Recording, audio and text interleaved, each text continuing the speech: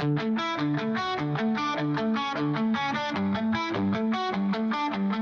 to Pop Monster, a podcast to feed all your pop culture cravings. My name is Sarah, a self-confessed superfan. This show will cover everything from reality TV chaos, nostalgic deep dives, and the latest in music, TV, movies, and books.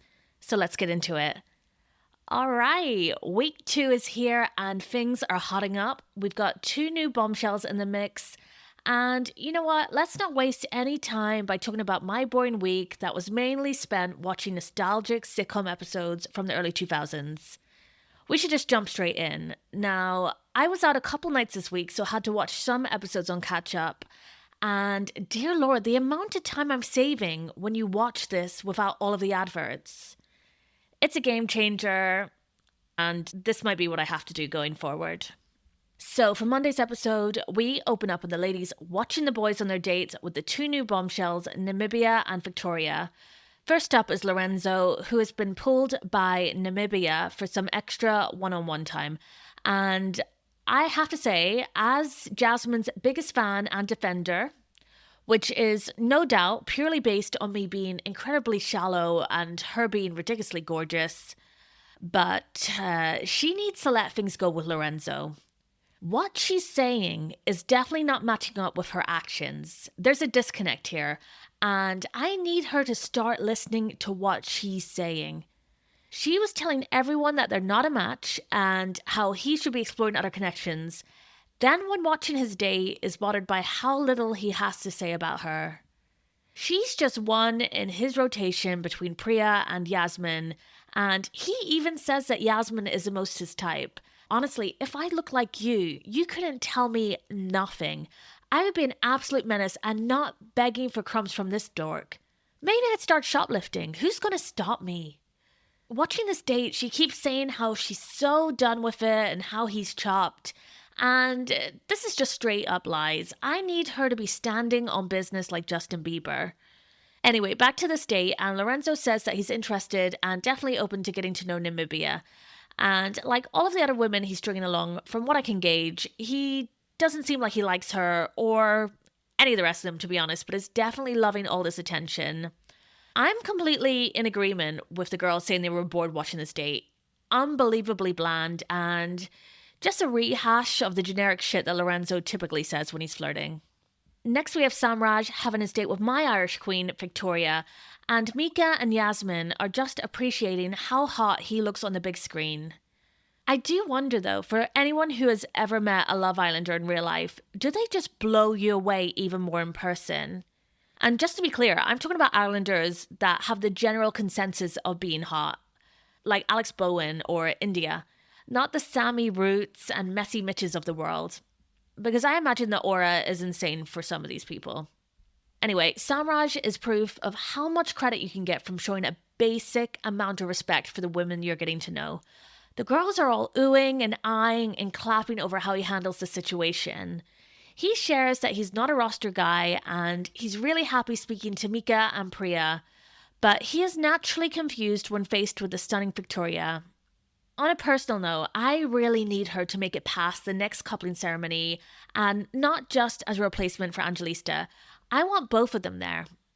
Okay, Samraj tells her that he's not had his first kiss in the villa yet, and I don't even need the kissing orgies that we're seeing right now on Love Island USA. But it's been a week. He should have shared at least one kiss, and he's not the only one. There's multiple people in this kind of predicament. Although, in his case, to be fair, I think this is due to producer interference.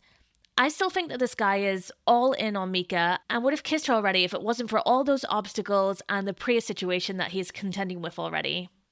Alright, next, and I'm confused because from the ending of the last episode, I thought the bombshells just had extra time with one guy each, Lorenzo and Samraj, but it seems like they were just selected for the first dates, and we now have a couple more. We see Kevin and Namibia, and it doesn't seem like there's any spark here, but watching this date makes it clear where he stands. I don't think he has any interest in Ellie. Anything he says about her is just centered on her relationship with his brother. But with Jasmine, he says she's stunning, that she's basically at the top of his list, and I need her to absorb this information and focus her attention on Kevin for the time being. Her man is not in the villa at present, but she should explore and have fun with Caven and recognise that Lorenzo is a lost cause. Then we had a date between Victoria and Fitzy, and while I enjoyed seeing the two Irish people interact and them cheersing to Ireland, this was a waste of her time because this man is completely locked in on Lola and they're pretty much exclusive at this point. He may as well give her a tiramisu that asks her to be his girlfriend. So it's been a week and finally Sam has become a playable character with lines. He's on a date with Namibia and all the girls in the villa are clapping and awing for him like he's a puppy that needs rescuing from a well.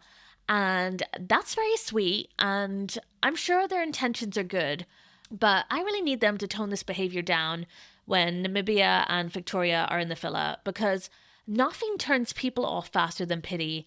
And everyone needs to stop treating him like he's the villager's charity case. It's condescending. Now, maybe the bar is in hell for these dates, but I appreciated that he asked her questions about what she's looking for and wants in the future. But otherwise, these dates were pretty dull, like all dates on Love Island. I'm going to end up saying this every week, but we need less dates and more challenges. We do see Opie practically vibrating with joy from being on a date with Victoria, and there's clearly an attraction here. Now, I will say that he was being pretty cringe and acting horny as hell when these bombshells entered, but I don't think that there's anything happening between Opie and Angelista but friendship. They haven't kissed, and she does not seem into him at all. So I don't think there's anything wrong with him exploring things with Victoria, as long as he's honest and respectful. And all of the ladies need to calm down and stop acting like he committed genocide on the big screen. Although I agree that he was acting a bit like a thirsty desperado, but that might just be his big theatre kid energy. Now, I couldn't help but feel bad for Angelista when she's crying over this, and I really don't think this was due to Opie. It was just the straw that broke the camel's back. After a shitty week in the villa, with zero romantic prospects and the struggle of being an introvert in this environment, but I did love that all of the girls had her back, they were supporting her, and this really seems like a very cohesive group compared to last year. So the boys come back to the villa with the bombshells, and it's immediately clear that they've been surveilled when they see the 20-foot screen in the garden.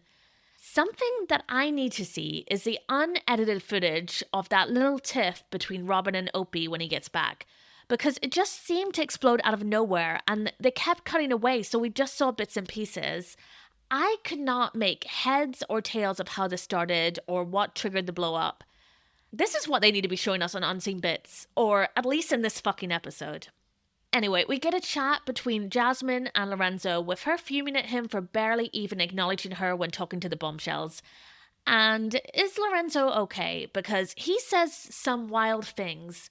In response to Jasmine's concerns about him barely talking about her, he says that Namibia doesn't get the privilege to understand his thought process. What? This is madness, and I'm sorry, Greg O'Shea, but my only conclusion is that Lorenzo has zero thought process. I have been desperately trying to understand his motives and feelings, and maybe there's just nothing there. So I beg you, Jasmine, please move on. You're just feeding his ego more with your hurt and anger. And I fear that this guy is just a blank canvas that they're all projecting stuff onto. The lights are on, but nobody's home.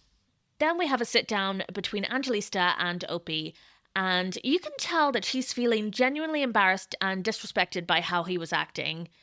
And I see where she's coming from. He was very thirsty, begging for kisses and kissing the bombshells on the hand. His actions have made it clear that maybe he's just not that into her or this relationship. And yes, this is not your man. It's not a match. Later that night, we do see them sleeping in separate beds, and hopefully they can recover the situation to have a friendship. But in my opinion, that's all there is here. And I have to say, I swear the ladies are competing with each other to be the one who gets the betrayed woman edit. Because most of this episode is just back-to-back scenes of them yelling at the men they're coupled up with for their behaviour. And it didn't bother me because I do love the angry women scenes. But I do think most of them don't have any romantic interest in these men anyway. And no judgment from me, I don't blame them for that because they deserve some better options. Besides Samraj and Fitzy, these boys are pretty trash.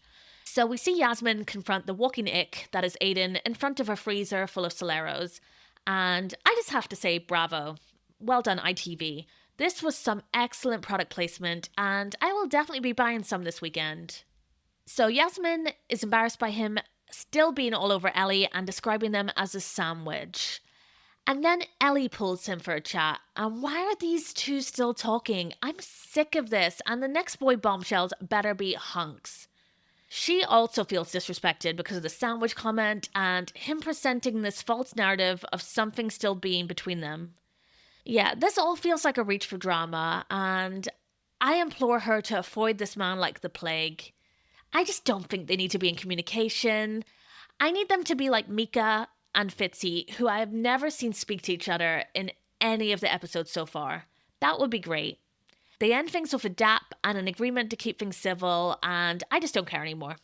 The next morning, Lorenzo and Opie are such baby-backed bitches.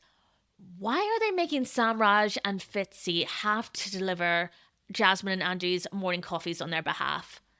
Although I will admit that I was happy for this minuscule interaction between Samraj and Jasmine. I refuse to accept that they've dropped this storyline with them fancying each other. I'm still holding on to some hope, as delusional as that is. We also have Sam bringing tea for Victoria and them having a chat. Again, I need everyone to stop infantilizing Sam. The guys are acting like he scored in the last minutes of a penalty shootout just for talking to a woman. Let him be. This is embarrassing. But this chat is dead. I couldn't care less about anyone's love language. That might be the number 2 most boring conversation topic they have in the show. Number 1 has to be talking about eye contact. But there's zero chemistry and, yeah, neither of them fancy each other. Then, over in the kitchen, Aiden is having a chat with Namibia, and when Ellie strolls in, she tells him that he's going to have a freeway chat with her and Yaz. He initially refuses, and good, for once, I agree with him. They dapped and cleared the air. I don't want to watch this anymore. Go chat to different people. I'm sorry, I don't like this. I'm being very negative, but this whole episode was kind of a snooze, and I'm really hoping that things pick up because these bombshells aren't shaking anything up, and that isn't a dig at them because they are trying their best, but these boys are giving nothing. Robin and Opie clear the air after they're bust up, and I'm not always the biggest fan of Robin. I don't think she's a bad person. She's just very 21 and acting her age. But I do wish we got to see more of her friendship with Evangelista because she really had her back here, and I didn't even know they were that close. Then, despite Aiden's protests, we have the sandwich conversation with him, Ellie, and Yaz. Now, this got me thinking about the Islanders in sandwich terms. If this trio had to be a sandwich in the meal deal, they would be the chicken and sweet corn. You buy that chicken triple sandwich because you want the chicken and bacon and you want the chicken and stuffing, then you're left with this chicken and sweet corn monstrosity that no one really wants. The only thing worse is coronation chicken. Anyway, Ellie makes it clear that this conversation is for Yaz, and he just doesn't need to be conversing with Ellie anymore. Can this please be the end? We're just running in circles. I hope he's honest and finally accepting that things are dead between them, and maybe Ellie is just bored in this villa, but I may have to start fast-forwarding through their scenes. Enough already. It was a relief to move on to the chat between Lorenzo and Priya. I can just see them as that posh couple having Aperol spritzes in a rooftop bar while being absolute pricks to their waiter. Oh man, sometimes I can't even get mad at Lorenzo because he's such a ridiculous human. The way he flung his arm off Priya when Jasmine walked past. He's not a serious person. But this won't deter her. She's ready for the scheduled kiss that he's booking with his PA, and it's all about the chase. These two seem like they'd work together. She likes putting up with bullshit, is willing to do all the work. Most of the men here are zero effort, and it seems like the only one chatting with the bombshells is Sam. He has a chat with Namibia, who likes a dinner date where she can get to know someone but isn't here for mini golf. And how dare you, Namibia? Who isn't having a great time putting a ball through a windmill or a clown's mouth? When I was in New Zealand, I went to this mini golf place that had these fuck-ass giant bunnies. It was amazing. I think any activity that requires zero physical fitness, like mini golf, bowling, or darts, are excellent first date activities. In one of the greatest movies of my generation, Good Burger, Keenan and Kel take their dates to play mini golf. Yes, Kel's date ends up in a concussion, but fun is had by all. Sorry, back to Love Island, and I hope the mental health team on set are talking to Angelista because this poor girl just looks worn down. Being in the villa is really crushing her spirit, and now she has to watch Opie and Victoria chat on the sun deck. And hearing him explain how a lot of stuff he was saying was for the boys' benefit, he's trying too hard and needs to just be himself. They talk about being open and eye contact, dear God, yawn. Victoria then pulls Angie for a chat, and I hope the bombshells can become a little bit more integrated into the group because in a lot of scenes, at least in this episode, it just looks like they're kind of siloed and hanging out with each other. This episode closes with Lorenzo pulling Priya into the hideaway for their scheduled one-to-one and kiss. And is there some kind of secret feud that I'm missing between Priya and Jasmine? Or is she just ultra competitive with her? She tells him that he and Jasmine are deading off and he's more compatible with her or Yasmin.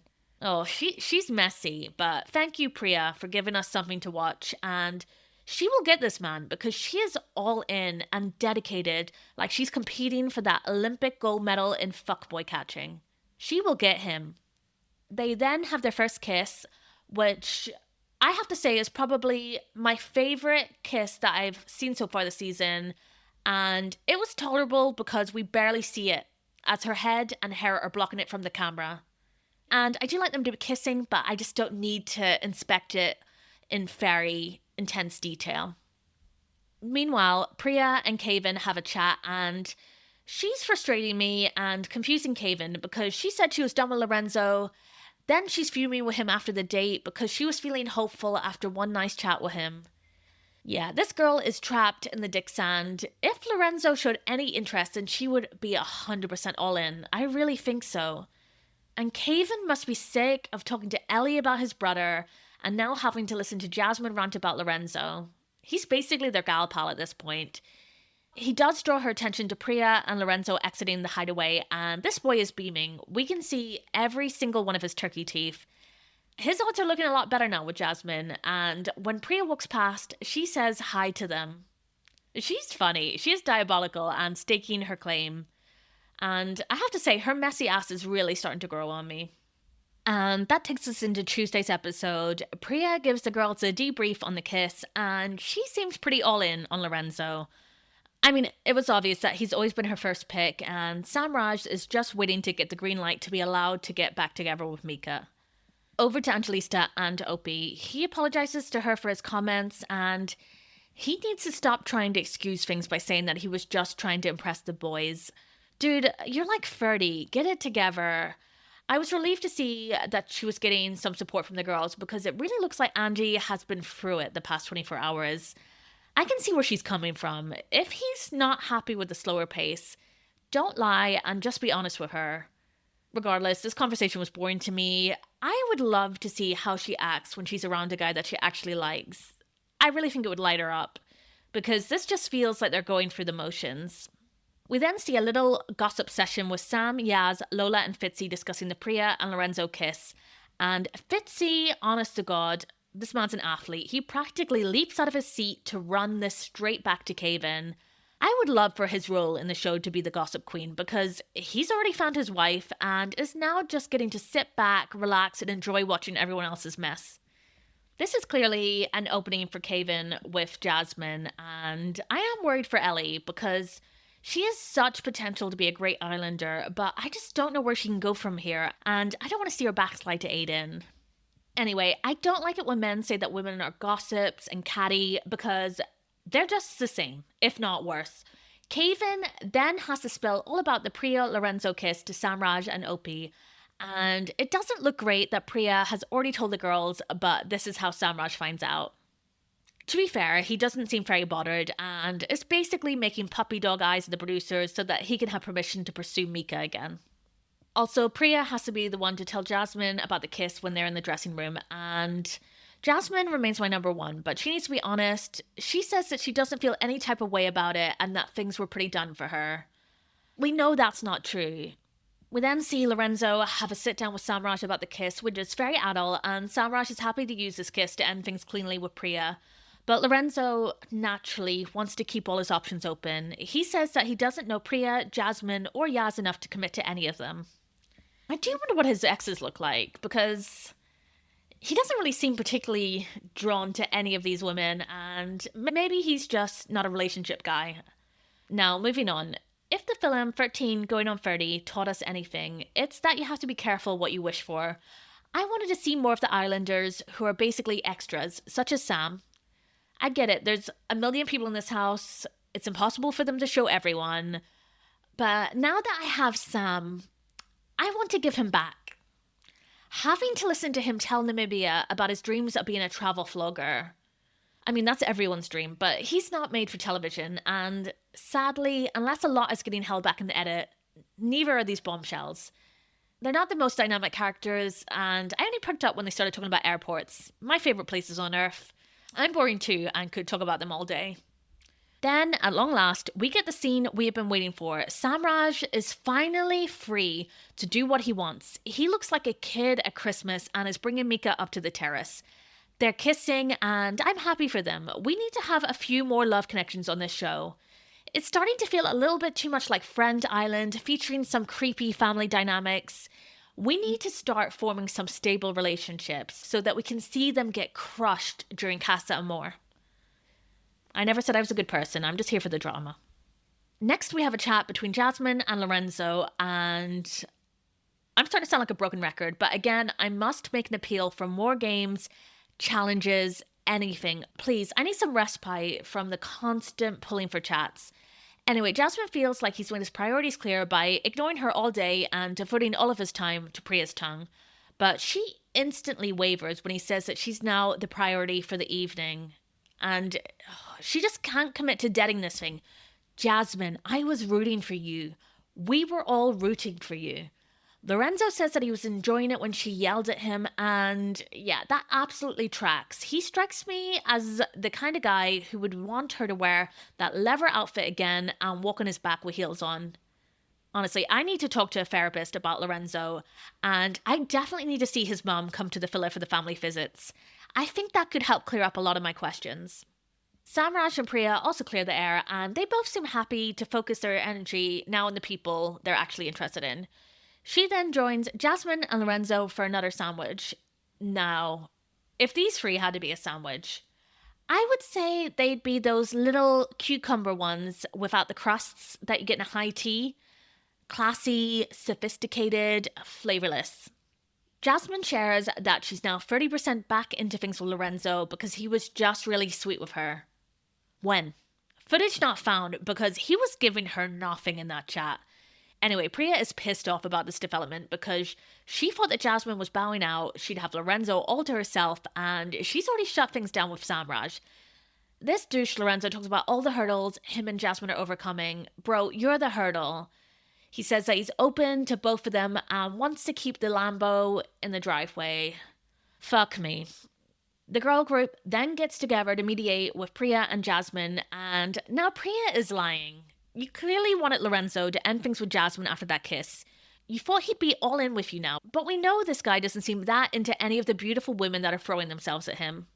Next, we have a kiss between Victoria and Sam on the terrace, and it was cute to see her all giddy and sharing it with the girls who start screeching in joy, but this is why we can never call a man nice. I have been fooled one too many times by this show.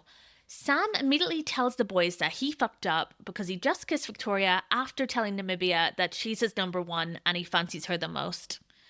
All the boys find this hilarious and are happy for him. He then tells Namibia that he wishes it was her up there with him instead.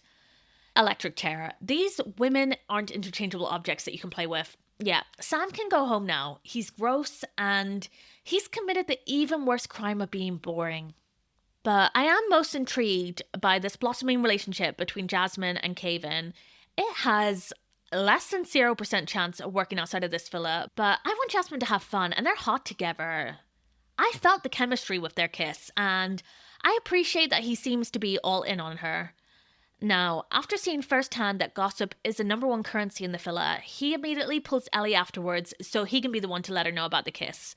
She takes it well, but does highlight just how miserable she is using her face. And it's been a shitty week for her, so I don't blame her. They hug it out, but I do wonder if 24 hours from now, she's going to pull Caven and Jasmine for a new sandwich chat. I did feel so terrible for her when she was breaking down in front of Robin.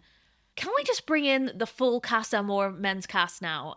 And I need the A-team, not the Jack Keatings.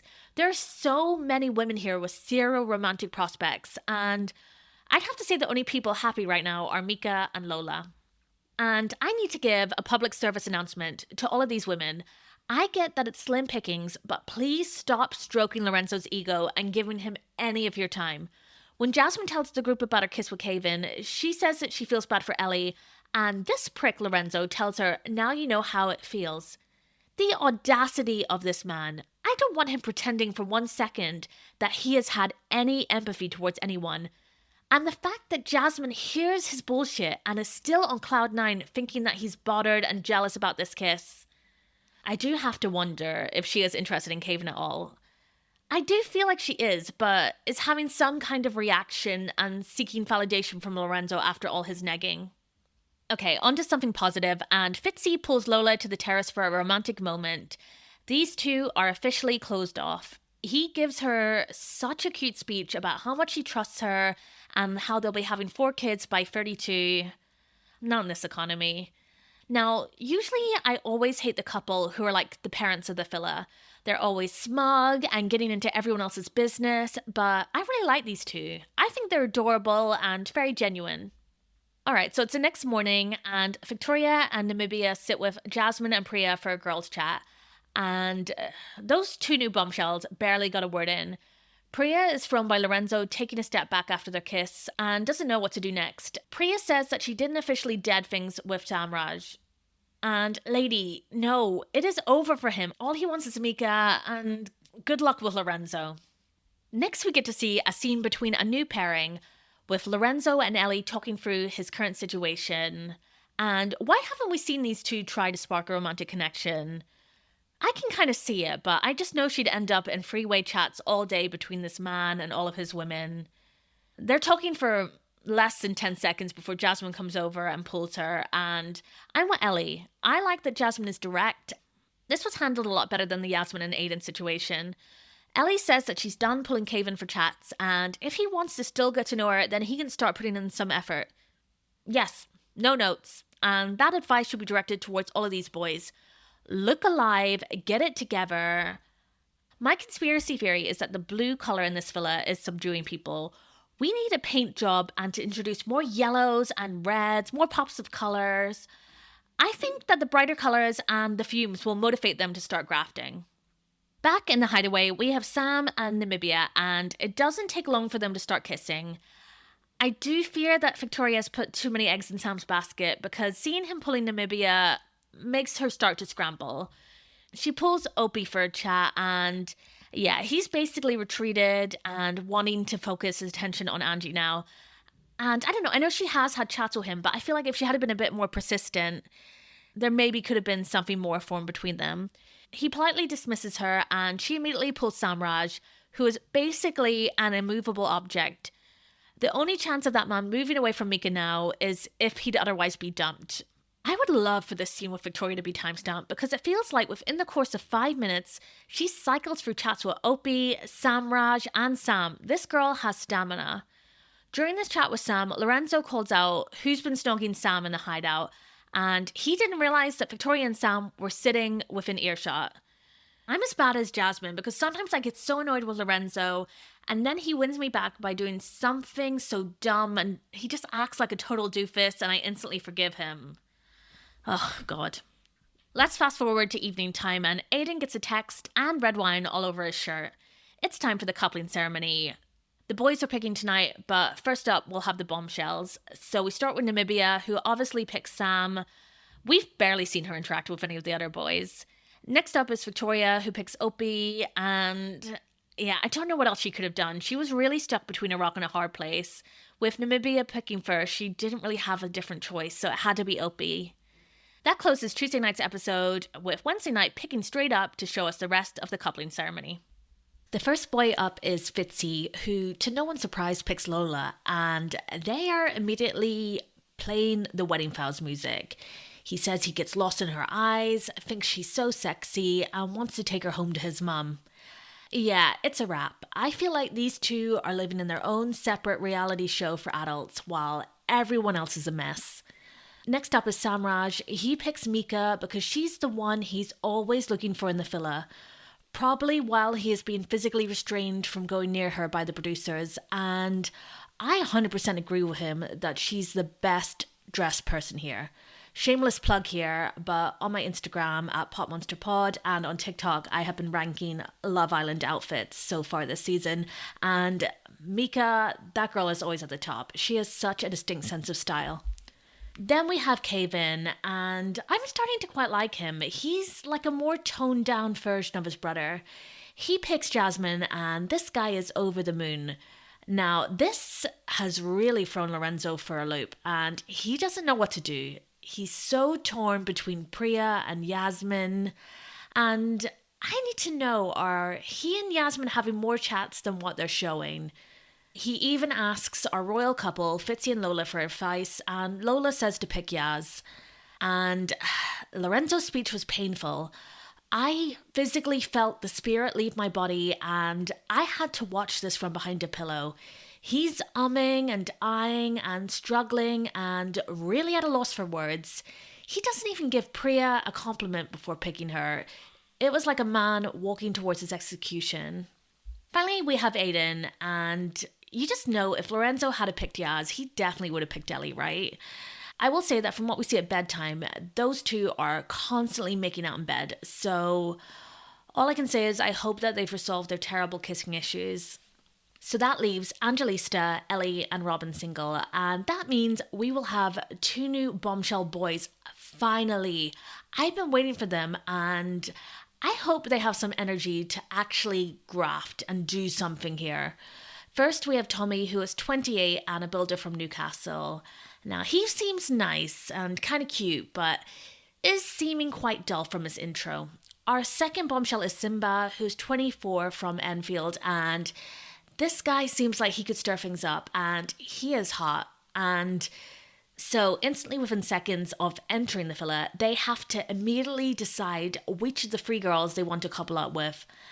Damn, do they not even have the time or budget for a quick speed dating session in the driveway? First to pick is Simba, who chooses Angelista because he's liked what he's seen of her from the outside world and thinks they'll have a lot in common. And I'm so relieved that she gets to stay, and I was really hoping this guy would be her type because I really think she can do better than Opie. Alright, next we have Tommy, and every time he speaks, I just hear Alan Shearer, and it makes me sleepy. He chooses to couple up with Ellie as he finds her attractive and loves her energy. And that means it's the end of the road for Robin, who is now dumped and leaving the villa with her littlest hot pants on. And I would have been shocked to my core if you told me she was the first girl actually leaving a week ago.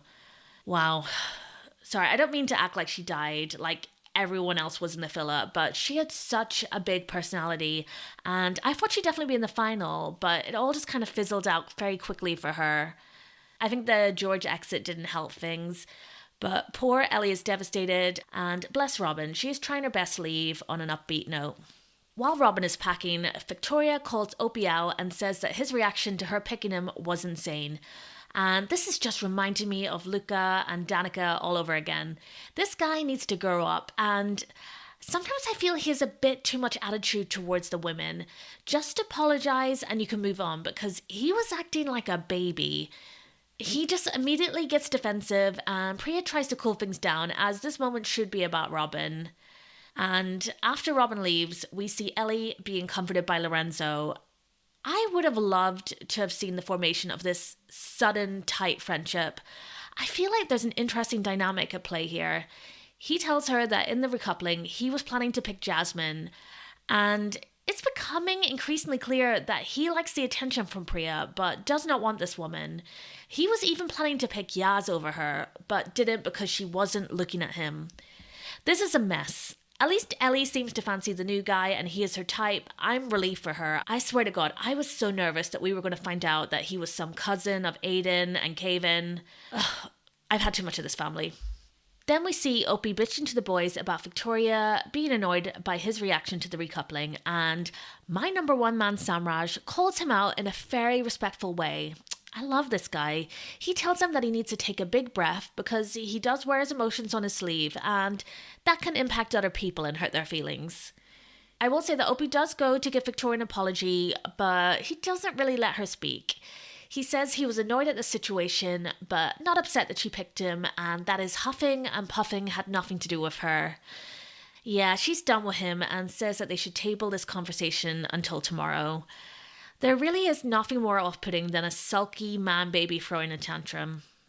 And Priya is also fuming at Lorenzo for that god-awful speech that reused some bits from his last one to Jasmine. When he pulls her aside, he tells her that he was going to pick Jasmine to keep things the same. He wanted to stick to the status quo like the East High Wildcats in High School Musical. So his plan was to keep it the same, as he still hasn't made up his mind, and this man just wants to have his cake and eat it too. He didn't want to make a choice, and I really respect Priya for reaching her limit with this bullshit. She is now ready to look elsewhere, but I'm not sure who else would be her type here.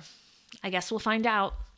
Next we see Angie talking to her new man Simba, and this is the most I've learned about Angelista. The bar is so low. Him asking her basic questions was blowing my mind. And I love to see this new, giddy, excited side of her. We find out that she's named after her grandma, has a spine tattoo, and can cook salsa. He makes her nervous, and it's just so refreshing to see her like this. When Opie decides to pull her, it is clear, damn, she is immediately done with this man. She also showed more compassion towards Victoria than he did. He tells her that he's still all in on her, and he just wants her to keep him in the loop while she gets to know Simba. That's good if he's learning from his missteps, but she is gone girl. Ellie is also getting to know her new man, Tommy, the model, builder, multi-hyphenate. And I like this match too, but Ellie, please, why did you have to start this conversation with the full breakdown of the drama she's had with Aiden and Caven? Let it go. And I swear the producers are trolling now. I get that Murphy is a fairly common name, but how is that his surname too? This is getting sick, but apparently he's no relative. Then we have Namibia and Sam, and he has given her one of the pink roses that he brought into the villa. And I have a few questions about this. Are those roses from Spain? Because I don't think the customs will let you bring in plants between countries, so he kind of had them in his suitcase from the UK, right? Anyway, he says she's the first person here that he likes in a romantic way, and these two are just so high school.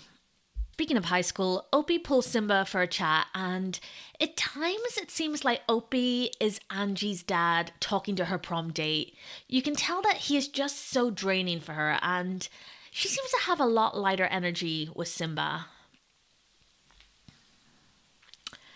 Then Aiden pulls Ellie for a chat, and yeah, will this never end? He wants to make sure that she's alright and tells her that he's still open and wants to know how she feels about him.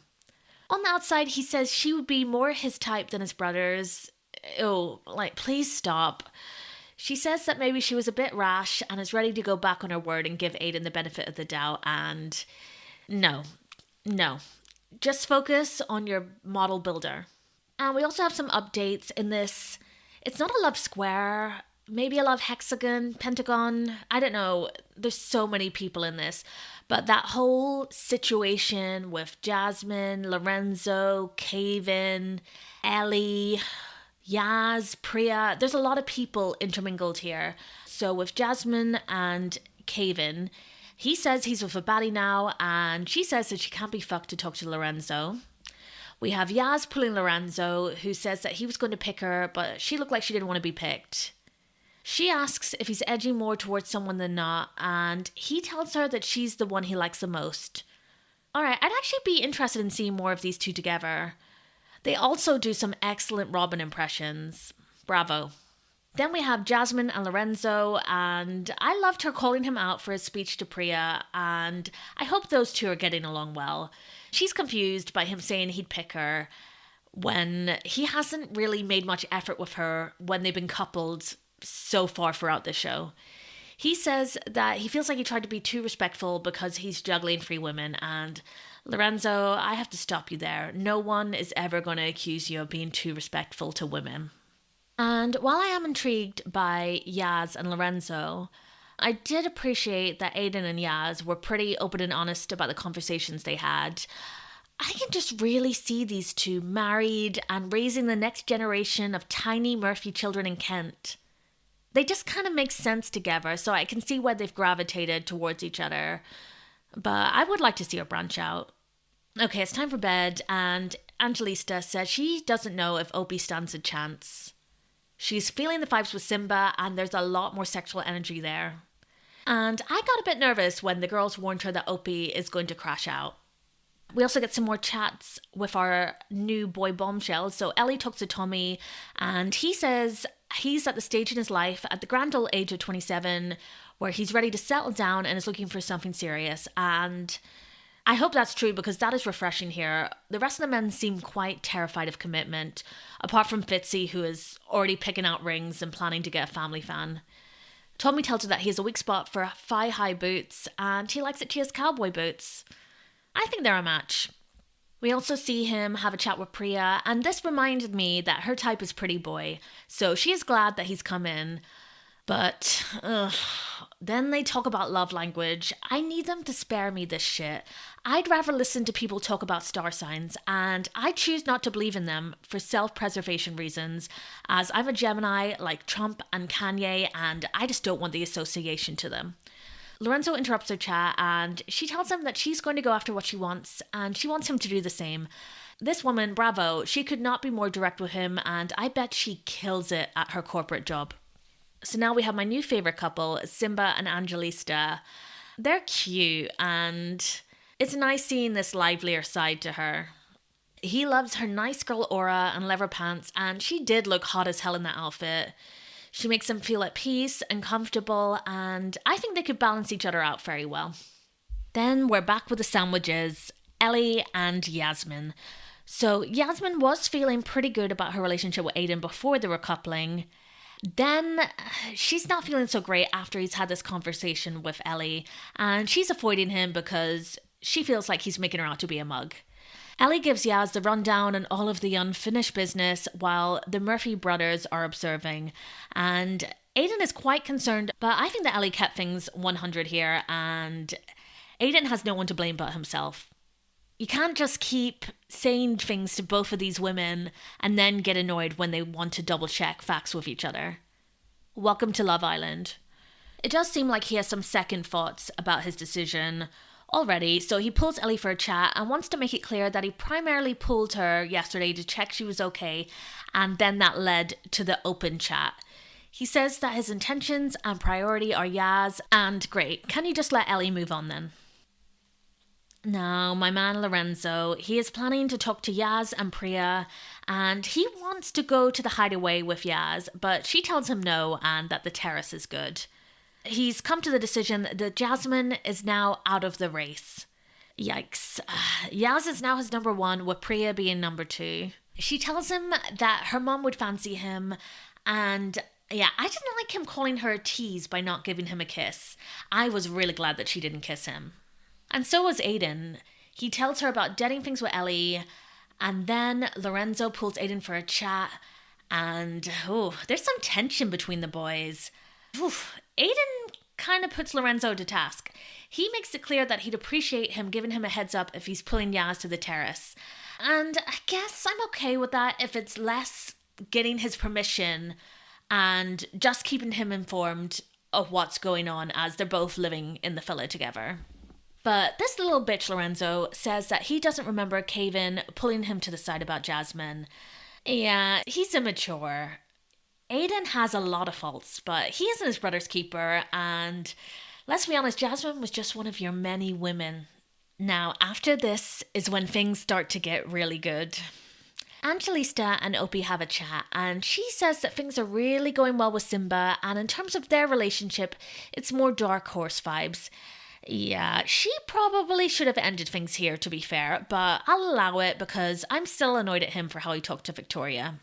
So a little while later, Angie and Simba have me kicking my feet. They're adorable, and he pulls her to the terrace for a little alone time, and I could feel the tension They're bantering, they're flirting, they're hugging, and then they're kissing. I screamed. I knew she was not a slow burner. This was all just such a big dose of serotonin to my brain.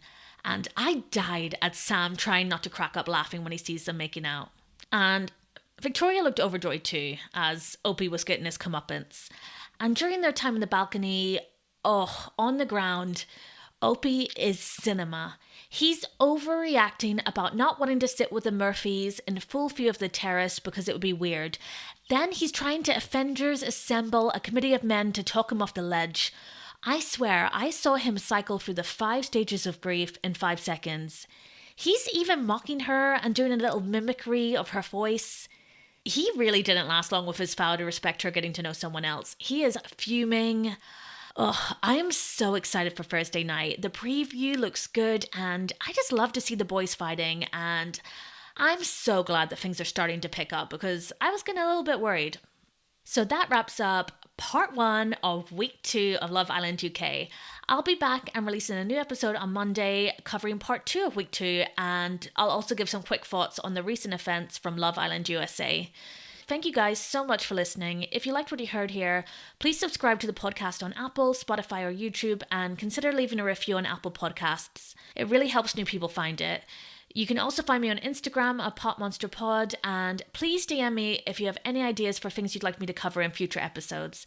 Again, thank you guys so much, and have a wonderful rest of your day.